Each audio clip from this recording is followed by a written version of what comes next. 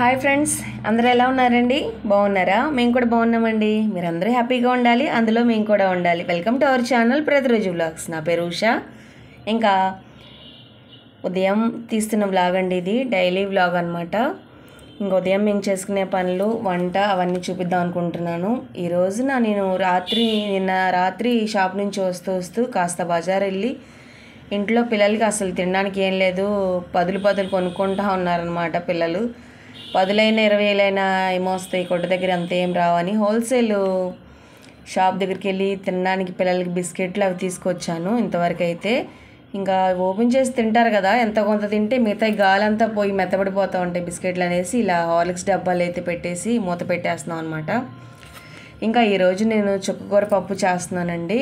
Daily blog continue అవుతుంది, చూస్తూనే ఉండండి. ఒక్క లైక్ ఇవ్వండి.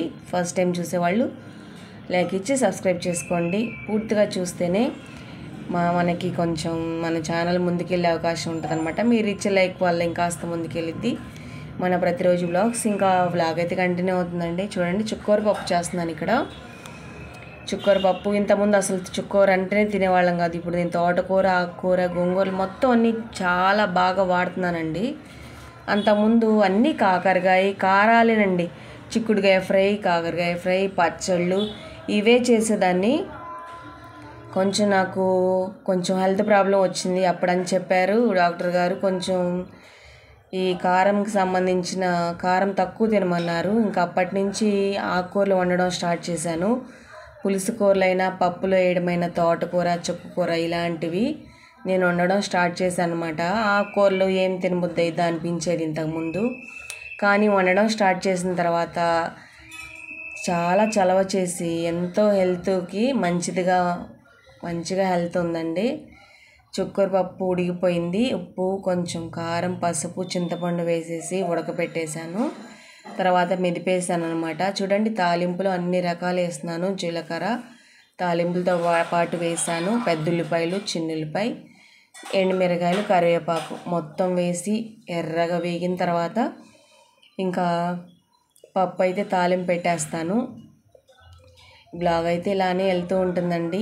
ఏంటో మనసుకు అసలు ప్రశాంతత లేదండి, ఎందుకో అర్థం కావడం లేదు. ఒక్కోసారి ఏదో తెలియపోయినా ఏదో బాధ మనసులో ఉండిపోయిద్ది, నాకే తెలియట్లేదు. బహుశా పిల్లల కోసం అనుకుంటా. మనం చేస్తున్నాము, ఏమాత్రం డెవలప్మెంట్ లేదు. పిల్లల భవిష్యత్తు ఏంటా అని ఆలోచనలో పడ్డాను. కానీ ఏం చేస్తామండి, మన చేతనైనంత అంతవరకే చేయగలం కదా. తర్వాత భగవంతుడి దయ ఉండాలి ఖచ్చితంగా మన పైన. మేమనే కాదు, మీరైనా ఎవరైనా ఆ హోప్తోనే మన లైఫ్ స్టైల్ అనేది కొనసాగుతుంది కదా. ఇంకా తాలింపు అయితే చక్కగా ఎర్రగా వేగిపోయిందండి. బ్లాగ్ అయితే తీస్తున్నాలే కానీ నేను అంత హుషారుగా చేయడం లేదు ఈ బ్లాగ్ మాత్రం.